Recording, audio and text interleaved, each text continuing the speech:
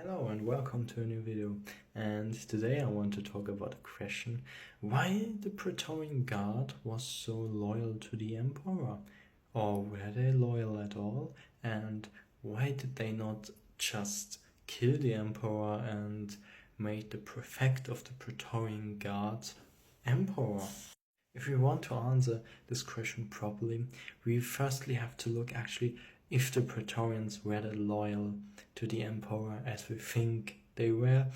And here it's quite funny, they are actually not that loyal to the Emperor. They are more loyal to the money.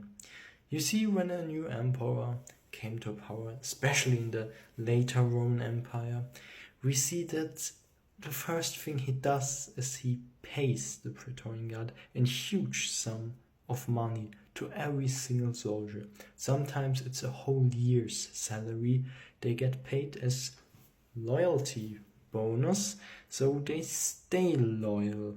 Also, legionaries get often paid because legionaries, well, they quite want to fight for an emperor that pays them well, right? And since one guy that came to power, that got emperor, did it once, now every emperor thinks he has to do the same. Because the soldiers kind of are like, yeah, the guy before you paid us when he came to power, so you pay us as well.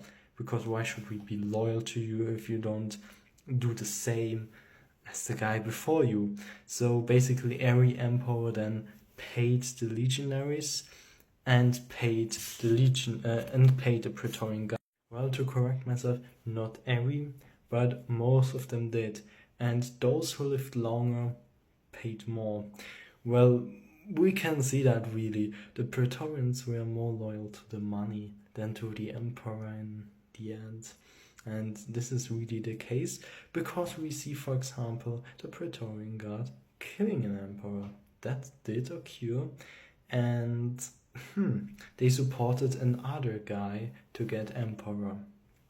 And what did the new emperor do? Well, he killed the prefect of the Praetorian Guard. Why did he do that? Because he knew, yeah, this guy killed for money the guy before me to support me on the throne, so I will kill now him, because I can't trust this guy. He just goes for money and not for loyalty to the empire, to the emperor. And there you see, like, really the funny thing actually, they were more loyal, at least in most cases, to the money than to the emperor. Now you see already after 100 years of the Roman Empire, we see already 2 Praetorian prefects instead of 1. At the start there was only 1, and now they were 2. Why were they 2? Well, the thing is that the emperor knew, if there's only 1, he can easily take the power to himself, because yeah, he basically he's the leader of the only force that is in Rome or near Rome that actually has the power to hold the city of Rome. The Vigiles, basically the night watch and kind of also the fire watch of Rome. These were basically the town guards, but they were not proper equipped with proper weapons. They were more like a little security guard. They could not stand any chance against the Praetorians. So we see that it is quite much power the prefect of the Praetorian Guard holds in his hand. And this is exactly why the emperor thought, I need a second prefect, so that I always have basically 1 on my side, and when there are 2, it's less likely that they join together and basically take over the power. And this worked quite well. Sometimes still the Praetorian Guards did some things for money. For example, killed an emperor. They did not exactly kill him, but they basically killed his bodyguards. And he killed his bodyguards so that someone else could kill him. So how loyal was the Praetorian Guard? Quite unloyal, actually. At least they were loyal if you paid them enough, but it was more about money than actually about the emperor, about the human. And this is also why in the later Roman Empire, basically the Praetorians were the king's maker. Well, here we can say in this case, emperor maker. They decided who is on the throne, and if they supported you, you could stay on the throne. If they did not support you, if they did not fancy you, you were gone. You had no chance. And this is really the thing in the end. There's this interesting thing where there was basically coup try, and there's the legionaries marching into Rome, which is one of the very rare times where this actually happened, and they actually fought against the Praetorians, and the Praetorians looked there pretty bad. Yes, they did, because they were not experienced fighter. Against experienced legionaries, the Praetorian Guard stood basically no chance. They had like fancy equipment, and they were basically great in marching order, etc. And they looked great, but they were not experienced fighters. At least most of them not. There was quite this rare gift if someone did great services for Rome, a legionary, he got promoted into the Praetorian Guard as a veteran, and this was really great because the Praetorians got very much payment.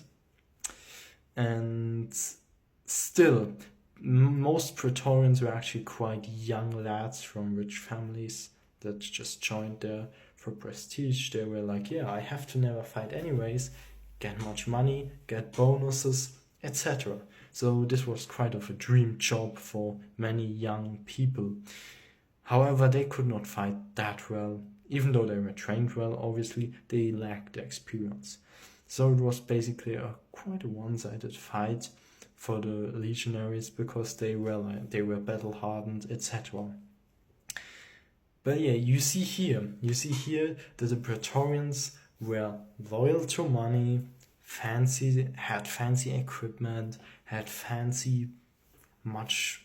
got much money, got much wages, etc. But they just were not good fighters. They trained, yes, but they were not experienced in the field. So you see why they held all power in Rome. Basically, they had the power in Rome. They were the only force that could hold Rome, that was stationed near Rome, very near Rome, in Rome. And still, a legion could just march on Rome and defeat them easily. So they are only strong as long as there is no legion near Rome. And in Italia, there are no legions stationed. So that's why they actually held all the power.